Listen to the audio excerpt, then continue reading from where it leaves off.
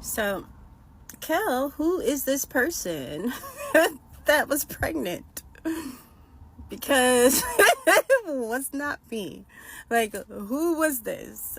And then other thing is, like, how do you remember all these pregnancies, but you don't remember your kids for like years? Like, I don't even know, 13, I don't know, 14. And then how do you remember all these pregnancies, but you don't remember Nick, in my cheerleading outfit, right? Like, how does your memory work exactly? Because you remember lots of things about me from a long time ago, and it just, it's kind of odd, like, how your memory works. Like, you don't remember, I don't know, do you remember your daughter in a car accident? You remember your son losing his tooth? You remember taking your kids' money? Do you remember being completely physically, mentally abusive? Do you remember that you used to beat me and hit me and choke me and strangle me when I would come out the hospital because I have sickle beta thalassemia disease? Do you remember that? Do you remember that you were addicted to sex? Do you remember that? Do you remember me catching you with a man? Do you remember that?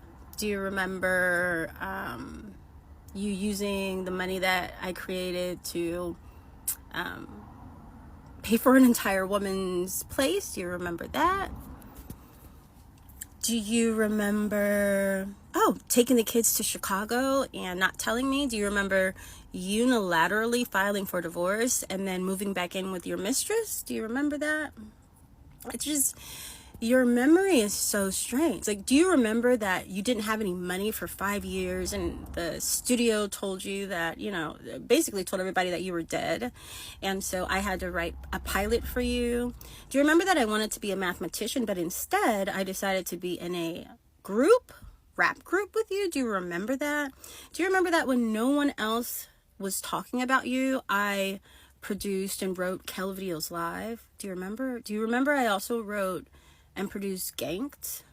Do you remember that? Do you remember that movie that you did with Cedric the Entertainer? The one that I gave you? Do you remember that you took that and you sold it for $2,500? Do you remember that? Because your memory is so interesting to me, because I don't know why you didn't remember that I don't even like bodily fluids. So that I was actually relieved to find out when you were cheating. When I found out you were cheating, I was relieved. Did you remember that? Do you remember that I lost my virginity to you? Do you remember that?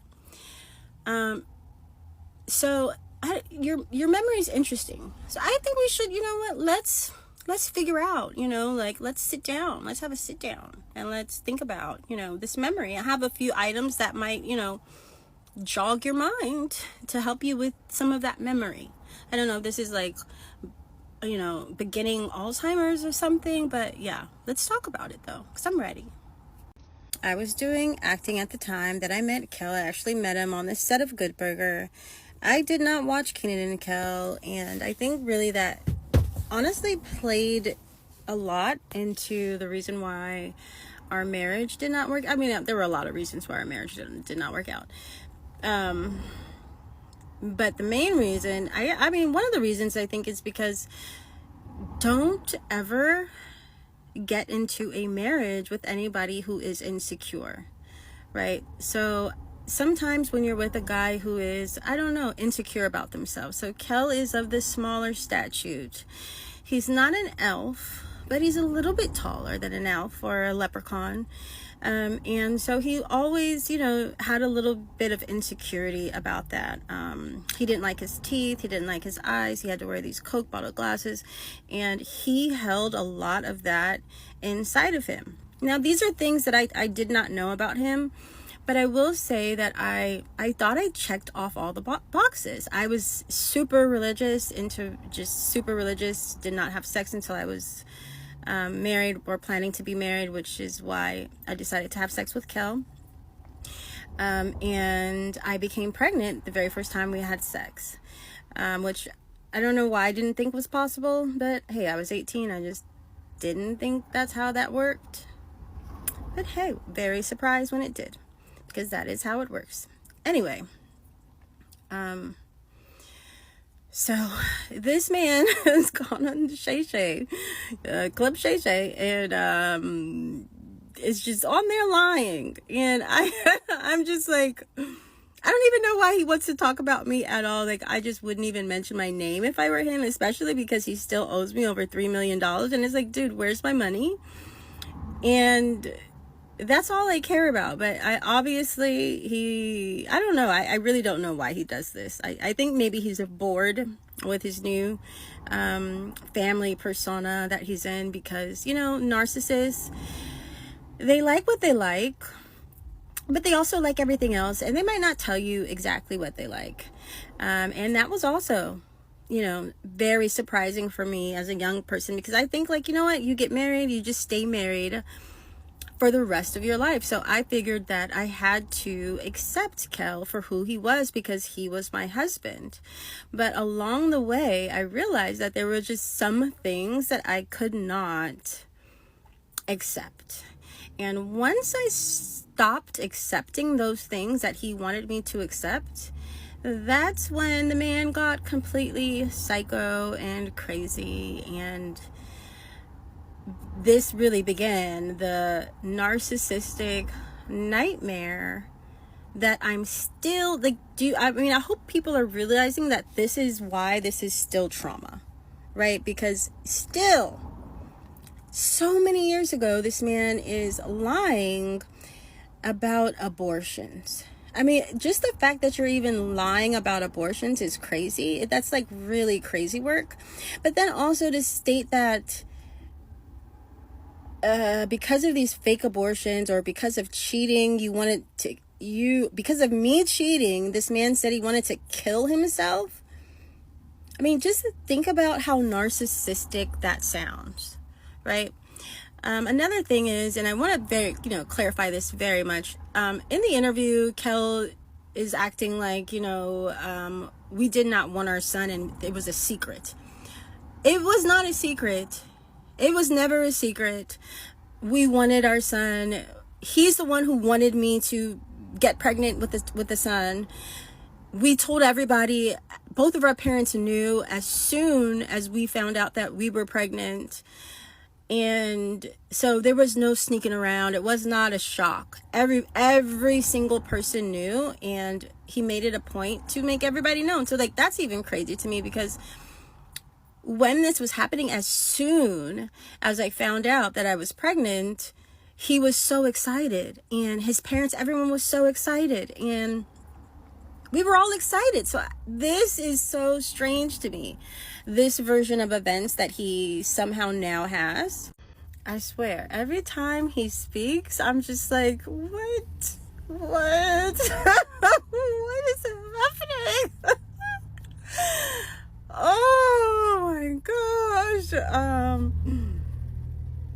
So you know what? I think I'm gonna be like Tori Hart. I'm gonna go ahead and start my comedy, because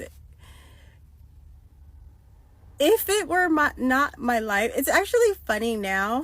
When I was going through it, it wasn't funny, but it's funny now, because I just think to myself, and like, this is probably why you don't get married at 18. This is probably why, it's not the best thing. But one thing about Kel that's so hilarious to me is that, like his math. So, first things first, Kel was 18 years old when we were married, and when our son was born. So we were married and our son was born, and Kel was 18 years old. So and all of a sudden now, Kel seems to remember about how tragic it was for me in the hospital, and how tragic every single pregnancy was, because I almost died every single pregnancy. So it was a very traumatic time. But for so many years, that slipped Kel's memory. And I know he may think that the rest of the world, or, you know, other people think like how he thinks, but, you know, I just want to be as realistic as I possibly can. So, the very first time that we had sex, you know, under, I think it's 17, okay? And, pregnant shortly after, okay, and had the baby shortly after, okay, and this was really shortly after Nick was in my cheerleading uniform on my bed. And I know that's crazy, right? I know that's like, you know what, I have realized that I have I don't know, Asperger's, autism, I don't know, but I know that nowadays people would think like, oh man, a guy's, you know, in his girlfriend's cheerleading outfit, you know, people would think like, why would you want to marry that guy, right? Why would you want to marry that guy? Because, you know, he might be, I don't know, you know, with the rainbows. I love rainbows, by the way. But, you know, I'm saying he might like them more than me. Who knows, you know? So, anywho. So, no, but that's not actually what I thought about. I just thought about the fact that Nick and his little balls were in my cheerleading outfit, and I was just thinking about how I was going to clean it. Could it be sanitary? Is that possible? And has he done this before? And have I known? And just everything else went through my mind except for the fact that possibly they were in some sort of romantic relationship, because he used to like me to wear the cheerleading outfit. So I wasn't thinking like, you know, that could have been happening, because he never told me that he was, you know, bisexual. So anywho, that's but anyway, so yeah, so Kel's math isn't mathing. He is not talking about me. I am not the one that is pregnant. It's not even physically possible. The very first time that I had sex, I was impregnated with my son, who is here, and he's alive and well, and there could not have been an abortion in between any of that, because obviously that's not how it works, right? So yeah, so we were 18 when our first child was born. So I don't know what he's talking about. And then 19, nobody was born. But that's why I'm saying that, you know, I really do think that sometimes when people have mental issues and they have, well, I don't even know if it's a mental issue, really. I just think that Kel, is such a bitch that, he thinks that this is how like he stays famous, is to just act like you know, like a poor guy with my wife cheating on me. Like it makes the stuff that he did to myself and our children more tolerable, because I'm such a terrible whore slutty woman who sleeps around. Like, what are you talking about? Like, what are you talking about? It's really interesting to me, because he lies about stuff that's just ridiculous. Very ridiculous. And all of this abortions and all this stuff. And the reason why he says all of these things, I think, are because he's a narcissist. And I have done several videos about how narcissists abuse you at your weakest moments. And so one thing that I had to do, and I'm also a mathematician, so I'm always paying attention to patterns, and I had made a journal. In my journal, I realized that, oh my gosh, that Kel physically abuses me anytime I come out of the hospital, because that's when I'm at my weakest.